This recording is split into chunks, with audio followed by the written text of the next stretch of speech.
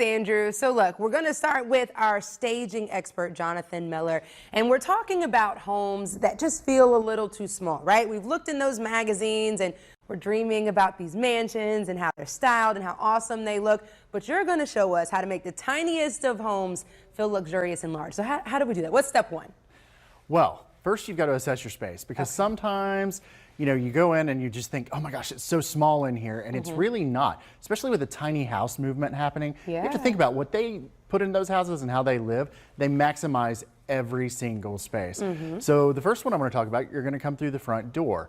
You see these big grand houses and the foyers that they have, and you want to make sure that, you know, you kind of create that little bit of space that way. So when you come in, you can drop your purse, your keys, your phone, whatever. One of the best ways, find a shelf like this that's got a drawer for storage that you can mount on the wall.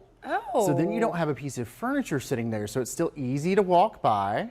You're able to actually, you know, put things in, you know, drop everything in there, out of sight, out of mind kind of thing. You know, even that's about 12 inches wide. Sometimes there are some foyers that are a little bit even smaller than that. You literally walk in and you're in the living room.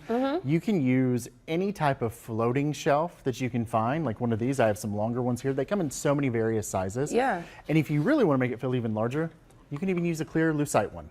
So then it's literally just almost invisible on the wall. You get storage and function space, yet at the same time, you're able to actually maximize and give yourself a little foyer. So look, I see you have what appears to be like wallpaper. Are we using the wallpaper for the shelves or for something else? We are gonna actually make you look up. When you think about a small house or even a large house, one of the things is always entertaining, the light fixtures, all that. Let's put some wallpaper on the ceiling. Oh, get crazy. I love it. If you use too much pattern, it can make a room feel smaller, but not on the ceiling. Ceiling, you're not going to be hanging artwork, you're not going to be doing anything like that, but you're able to add color, texture. It doesn't have to be, you know, like my birds, which are my favorite, that I have a ceiling in my house with, or the palms. You can even just add a little texture with, you know, something that's a little grass cloth, add a little extra space that, I mean, you know, it just makes it feel grand and large while you're home. That is so exciting, so innovative like that. I am so curious. Okay, so what about coffee tables? I know you got a trick with some coffee tables in the cluster effect? I do, because that's one of the other trends. You don't have to have a certain coffee table a certain height.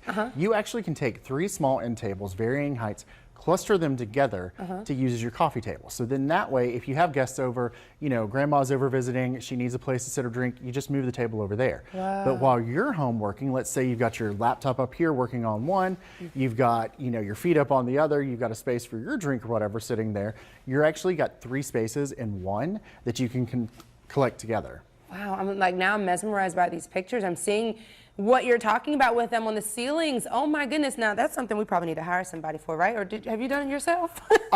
If you dislike your husband or they get in trouble, you know, that's a project that you can just add in, because, you know, I had mine do that and I got a little screaming, a little anger with that. So. I love the way you think. What else do you have on that table for us? Is that a TV mount? It is. Okay. This mounting your TV, not using sitting it on a cabinet or on a table, gives you extra space. Also, if you have an empty closet, one of the photos you saw, you can actually take an empty closet, take the doors off, build shelves in there. There's another office space. And then if really, you know, a lot of times too, out back, you've got a tiny patio or something, extend that out. You can open up those outdoor spaces to give you a little bit more. This is one of the things so many people think automatically of mounting a flat screen, but then they don't do it. Because they have a TV cabinet or something and they sit it on there. And TV cabinets are generally around almost 2 feet wide. So you take that up, put this on the wall, it becomes an art piece, but it also saves you so much walking space, which gives you a little bit more furniture room.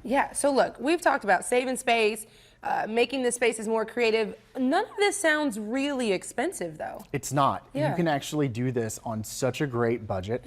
You can go out, you can find these floating shelves almost anywhere. Target, Home Goods, anything like that. You can find all these things. All this wallpaper, I ordered off of Amazon. Wow. So you can literally have a DIY project for your husband or significant other to do in a weekend. You know, those boxes arrive, they think it's a present. Really? It's a present for you. I love it. I love it. Now, before we go, Johnathan, what is the website where people can go to follow you, Instagram, so we can, you know, keep getting all these awesome tips? We are at J-Squared RVA on all platforms, so you can do that. You can go to our website at www.jsquaredrva.com and connect with us. Yes, and you know what? He will be back next month. We've got him coming every month to keep giving us all these great tips. So, Johnathan, thank you so much. We'll be right back with more Talk About Town today.